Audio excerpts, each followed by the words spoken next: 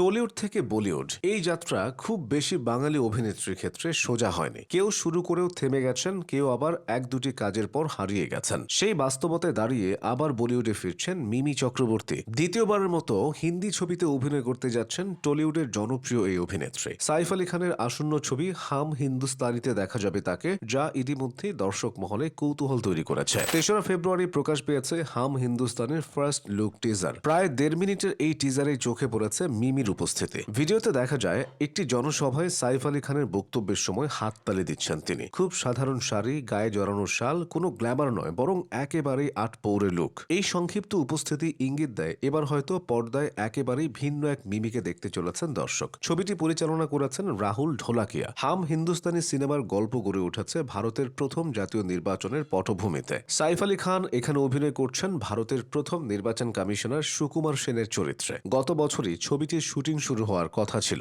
কিন্তু সে সময় সাইফ আলী খানের উপর হামলার ঘটনায় শুটিং পিছিয়ে যায়। সবকিছু ঠিক থাকলে ২০২৬ সালে নেটফ্লিক্সে মুক্তি পাওয়ার কথা রয়েছে হাম হিন্দুস্তানের। এই ছবির মাধ্যমে মিমি চক্রবর্তীর বলিউডে দ্বিতীয় ইনিংস শুরু হতে যাচ্ছে। মিমির বলিউড যাত্রা অবশ্য একেবারে নতুন নয়। এর আগে তিনি বাংলা ছবি পোস্তের হিন্দি রিমেক শাস্ত্রী বিরুদ্ধ শাস্ত্রীতে অভিনয় করে হিন্দি ছবিতে অভিষেক করেছিলেন। তবে সেই ছবিটি মূলত একটি রিমেক হওয়ায় অনেকেই একে পূর্ণাঙ্গ বলিউড লঞ্চ হিসেবে দেখেননি। হাম হিন্দুস্তানি সেই অর্থে তার প্রথম বড় মূলধারার হিন্দি প্রজেক্ট, যেখানে তিনি একেবারে নতুন চরিত্রে ভিন্ন প্রেক্ষাপটে ধরা দেবেন। ১৯৮৯ সালের ১১ ফেব্রুয়ারি পশ্চিমবঙ্গের জলপাইগুড়িতে জন্ম মিমি চক্রবর্তীর। শৈশবের একটি বড় সময় কেটেছে অরুণাচল প্রদেশের দেওমালিতে। পড়াশোনা করেছেন জলপাইগুড়ি হোলি চাইল্ড স্কুল ও বিন্নাগুড়ির সেন্ট জেমস স্কুলে। পরে কলকাতার আশুতোষ কলেজ থেকে স্নাতক ডিগ্রি অর্জন করেন। অভিনয়ে আসার আগে তিনি মডেলিং করেছেন এবং ফেমিনা মিস ইন্ডিয়ায় অংশ নিয়েছিলেন। ছোট পর্দার ধারাবাহিক গানের ওপারে দিয়েই প্রথম বড় পরিচিতি পান মিমি।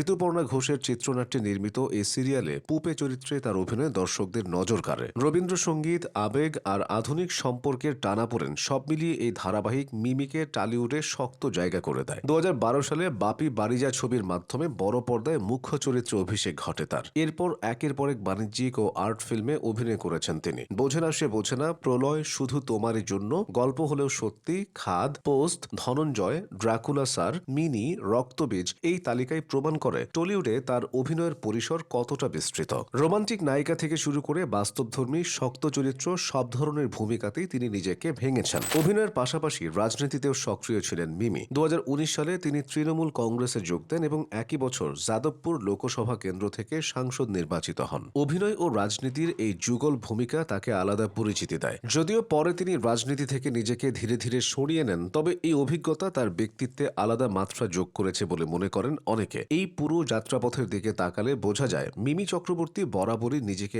এক জায়গায় আটকে রাখেননি। টলিউডে প্রতিষ্ঠিত হওয়ার পরও তিনি ভিন্ন চরিত্র, ভিন্ন মাধ্যম এবং ভিন্ন ভাষায় কাজ করতে চেয়েছেন। হাম হিন্দুস্তানি সেই চেষ্টারই আরেকটি ধাপ। টিজারে তার উপস্থিতি যতটা সংক্ষিপ্ত ততটাই তাৎপর্যপূর্ণ। কোনো অতিরিক্ত সংলাপ নয়, কোনো নাটকীয় প্রবেশ নয়, শুধু এক ঝলক উপস্থিতি দিয়েই চরিত্রের গুরুত্ব বোঝানোর চেষ্টা। সব মিলিয়ে বলা যায় হাম হিন্দুস্তানি শুধু একটি সিনেমা নয়, মিমি চক্রবর্তীর ক্যারিয়ারের জন্য একটি গুরুত্বপূর্ণ অধ্যায়। টলিউডে নিজের জায়গা পাকা করার পর এবার তিনি কতটা দৃঢ়ভাবে বলিউডে নিজেকে প্রতিষ্ঠিত করতে পারেন সেটাই দেখার অপেক্ষা।